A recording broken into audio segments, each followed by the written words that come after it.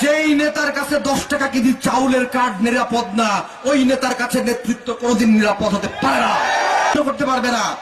কিন্তু বিএনপির যদি ধ্বংস হয়, সেটা হবে বিএনপি 5ই আগস্টের পরে বিএনপির কিছু নেতাদের কারণে। এরা যা শুরু করেছে, এদের কারণে আজকে সারা দেশব্যাপী বিএনপির দুর্নাম হয়েছে।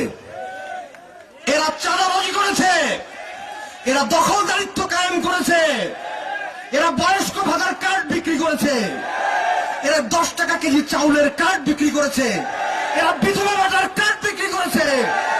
যেই নেতার কাছে 10 টাকা কেজি চাউলের কার্ড নিরাপদ না, ওই নেতার কাছে নেতৃত্ব কোনোদিন নিরাপদ হতে পারে না।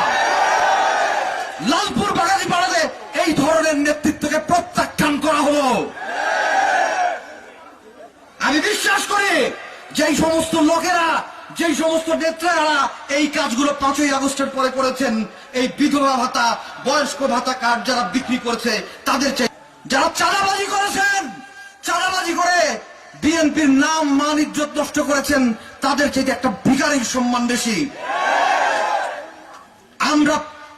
আমরা আজকে প্রতিজ্ঞা করব সবাই মিলে যে এই লালপুর বাগাতি পাড়াকে আমরা স্বপ্নের মতো করে গড়ে তুলব। যেই লালপুর বাগাতি পাড়াতে আমার কোনো মা বোনকে, আমার কোনো ভাইকে, আমার কোনো দাদু দিদিকে কোনো সরকারি সেবা পেতে বা কোনো সেবা পেতে কোনো ঘুষ দিতে হবে না। আমরা সেই লালপুর বাগাতি পাড়া দেখতে চাই। আমার বাবা ফজলুর রহমান পটল হাজার হাজার মানুষকে চাকরি দিয়েছিলেন, একটা মানুষের কাছ থেকে কখনো একটা টাকা নেওয়া হয় নাই, কোন মানুষকে 1টি টাকা দিতে হয় নাই। আর আজকে সুইপারের চাকরি বিক্রি হয় 7 লক্ষ টাকায়।